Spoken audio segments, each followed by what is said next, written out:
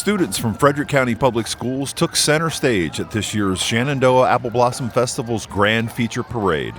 A team of instructional technology coaches spearheaded a collaborative K-12 learning effort that resulted in the design and construction of an Apple Blossom Parade float.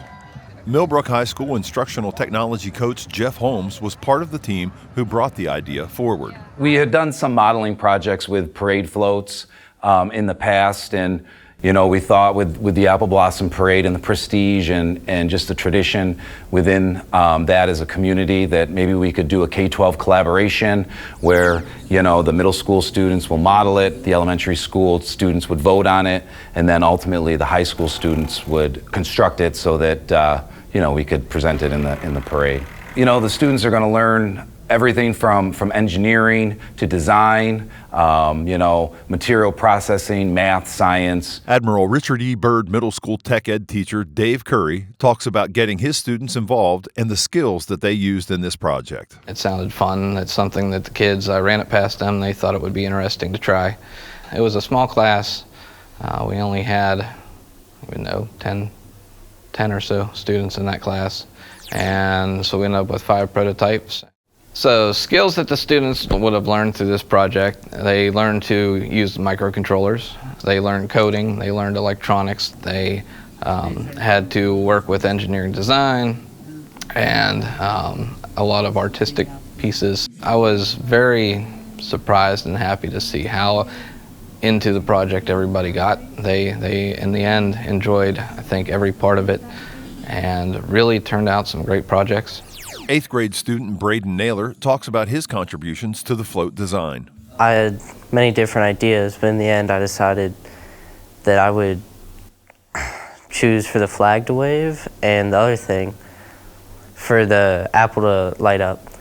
I think the most fun part was probably bringing it back and showing my family, and also the stairs for it. I tried really hard to make those, and it was difficult, but in the end, I like seeing the finished product. The most exciting part, I just think the authentic learning, that real world application, the excitement on the students' faces as they're doing their projects, as they're doing the different things. It's not hard to get students to volunteer to do things that they see value in. And when they came out and they saw it, and then we told them what they were doing, they just wanted to be a part of it. I mean, that was right from the beginning. And then obviously, as we were going through things, you could just see the students were excited. They're getting that experience, and they're going to really get to see the fruits of their labors. And I think that's special.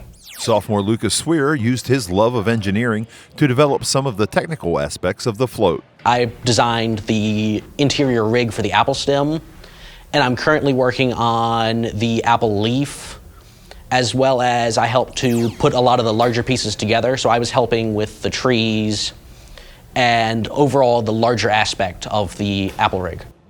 So it was a really fun time for me. I enjoyed it greatly, as it's my passion for engineering.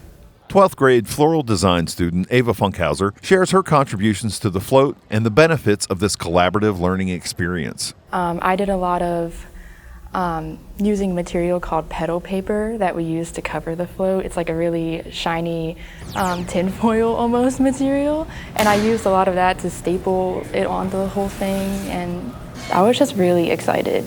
I kind of love the whole idea that we involved Admiral Byrd, the elementary schools, and us to create this whole big project for Frederick County, and I think just being involved in that is really meaningful in itself. Students from Evendale, Redbud Run, and Greenwood Mill Elementary Schools voted on the prototypes. Redbud Run Elementary Principal Stephanie Reed explains how students voted and how they were able to integrate the voting into their study of ancient Greece and Rome. Our 3rd through 5th grade students were very excited to be chosen as participants in this Apple Blossom Float project. Videos that were created by Admiral Byrd students were sent to our students here at Redbud, and all of our classes in 3rd through 5th grade got to see the videos of the prototypes that these students at Admiral Byrd created, and then got to vote on which ones they preferred. The interesting thing is it tied right into our study about ancient Greece and ancient Rome, and they got to practice voting in those two different ways, the representative democracy and the direct democracy. Fourth grade student Austin Makoff was one of the students who not only got to vote, but also participated in the parade. So I just love STEM class, and we were in our STEM class doing our work, and then she told us, and I was so happy because I've never been in the parade before.